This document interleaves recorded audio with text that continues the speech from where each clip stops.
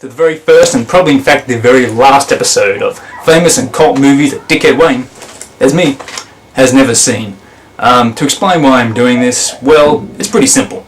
I've seen many famous films, many famous and cult films, as you can see by my DVD collection. But yet, in the public eye, I should have been stoned or burnt at the stake for not seeing some of these famous films I'm going to be reviewing. And I can honestly say that I've not seen this film that I'm reviewing today. And hate me for it. Yes, I have not seen Evil Dead 2. Blasphemer! Who threw that stone? Come on! Yeah, fuck him! Rip his nuts off! Let's all calm down. Okay, I've watched the film. I'm doing a review, so shut up.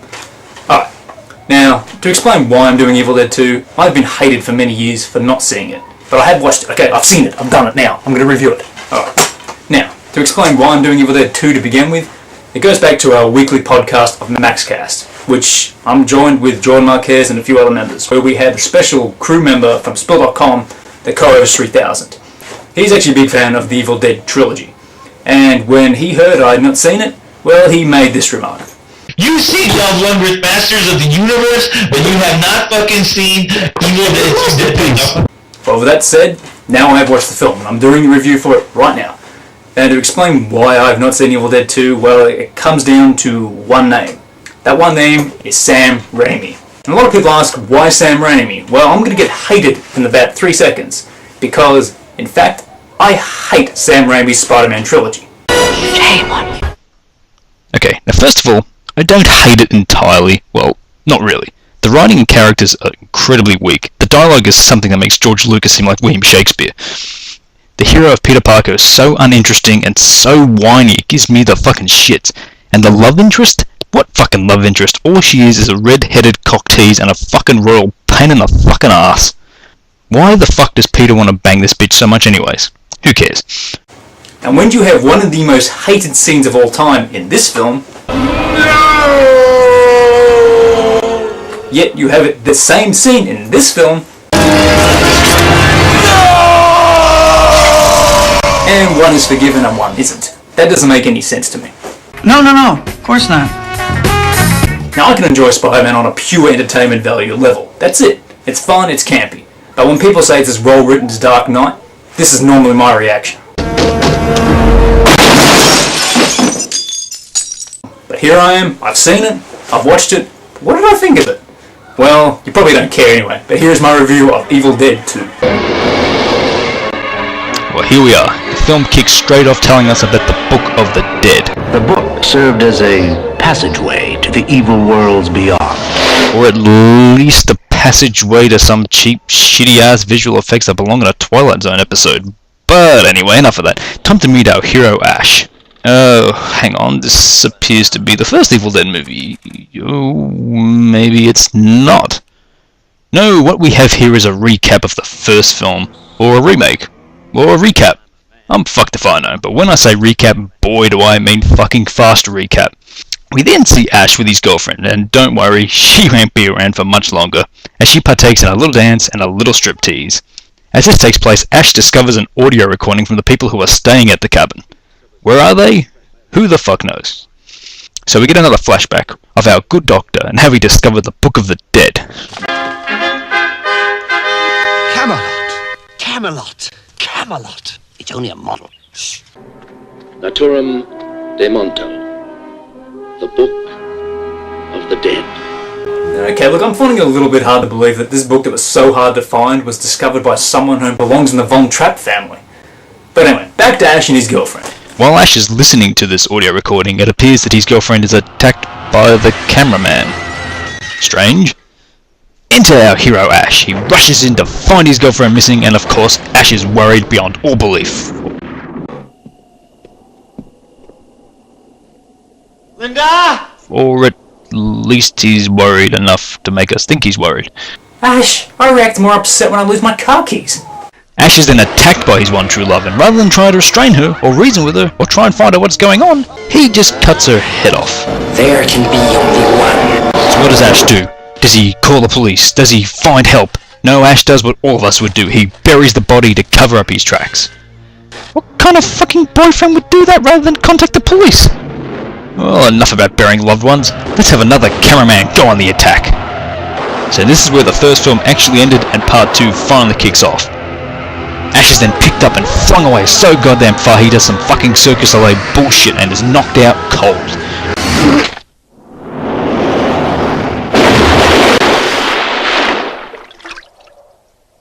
After being knocked out for a while, he finally awakens and... Holy shit! It appears Ash has been taken over by some evil spirit. Or he's just been taken over by the spirit of Michael Jackson's Thriller video clip. So Ash finally grows a fucking brain and decides to get the hell out of there. He takes the car, drives away, and he discovers the bridge is no longer there. Damn you all to hell! So Ash does the only thing he can. He runs back to the cabin where he is attacked by the cameraman once again. Now this is one pissed off spirit. Either that or it was the most pissed off door-to-door religious salesperson I've ever seen. Donations to the Reverend Moon? Jews for Jesus? Read about Jehovah's Witness?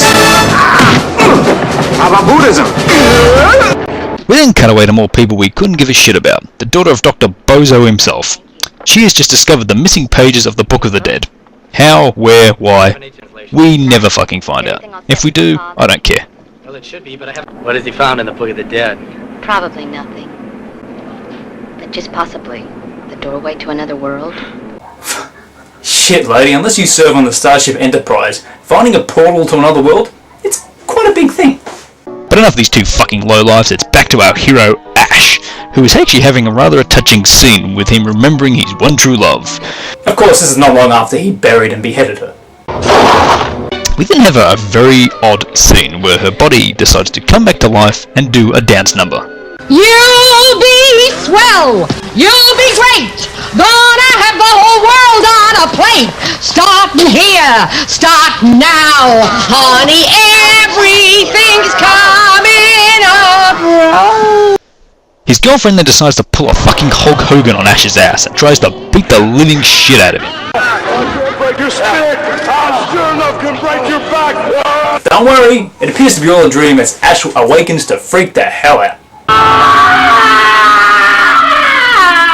It's okay, Ash. I had the same reaction when I saw Batman and Robin. Then we get treated to a one-on-head wrestling scene taking place between Ash and the head of his former girlfriend. Why is it I can't help watch this scene and think of Graham Chapman's Monty Python when he was wrestling himself? He called himself beautifully. A really lovely move there. Now he's going for the fall. But Ash manages to finally free his hand from the evil head and gets the weapon that will make him a fucking legend. A chainsaw. She then tries to suck up to his emotions, but Ash knows best. And what does he do? He pulls a buzzsaw on her ass. The saw's part of me. Yeah, I'm gonna make it part of you. And finally getting rid of that goddamn bitch. And there was much rejoicing.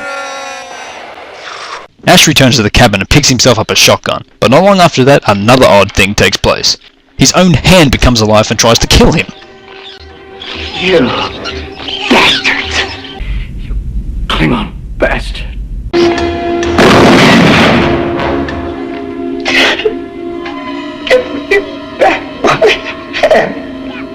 Give me back my son! But enough about Ash, he's far too interesting. Let's get back to these two characters we couldn't give a shit about. They discover the bridge has been shut down by some inbred fucking local dickhead from the set of Deliverance. He then informs them the bridge is no longer available, but that he could lead them to a trail that takes them to the cabin. Hey, I just remembered. But yeah, that's right. There is a trail. You could follow Bobby Joe and me. Sounds alright to me. Sounds alright to you? You're gonna trust this toothless git who wants to lead you down a path in the middle of a dark forest to a cabin you've never been to. You deserve to die, buddy. But we leave Deliverance and head back to Ash, who is still battling his own hand. No pain! No pain! No pain! No pain! No pain! And it appears his hand is actually getting the upper hand on him. Get it? Upper hand? Upper hand? Get it? However odd or bizarre the scene may sound or look, it has one hell of a great payoff. with Ash finally slicing his own hand off with a chainsaw.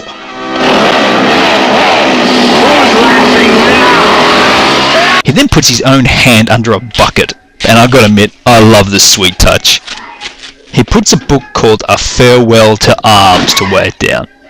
But of course, a book like that has no weight to it, and the hand is going to escape and cause more trouble.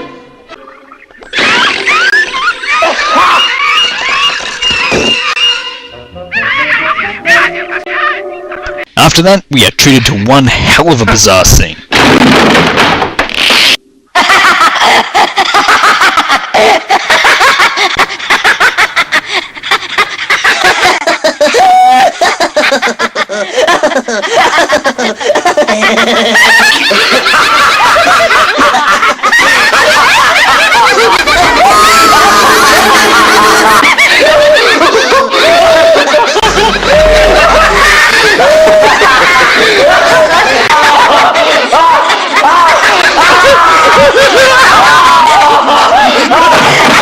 Am I the only sane person left on Earth? It was obvious the joke was lethal. But never fear, all that comedy is taken care of the moment Redneck Billy comes in to beat the shit out of Ash. Thought her father was going to be here. That's why we decided. Oh my God! Where are my parents? They're all looking for Professor Dickface and his wife, but seeing how they're not around and Ash appears to be covered in blood, they blame him for killing them. Ash is locked away in the cellar below the cabin, but after this we soon discover that her own mother, killed by Dr. Dickface, is buried there because she'd become possessed. Ash is set free and we get another cameraman going on the attack scene.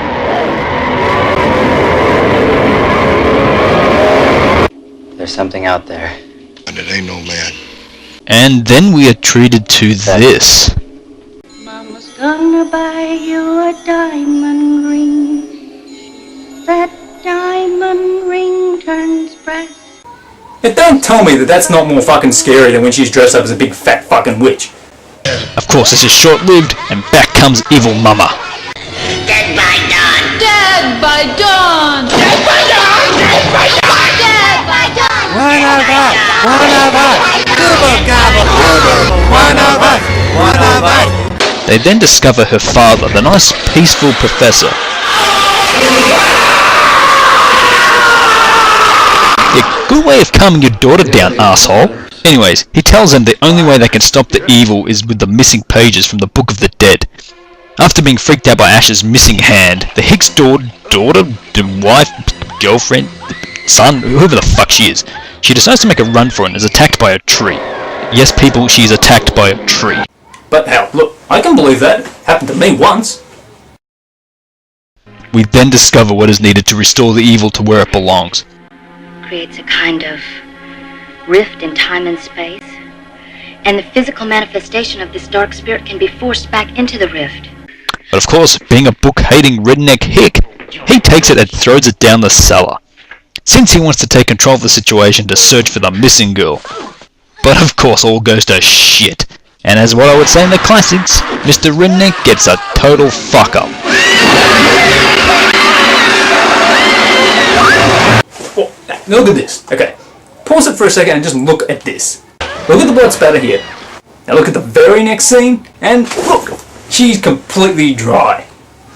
Okay, we are nearing the end of the film now, and it's time for some serious badass Ashness to take place.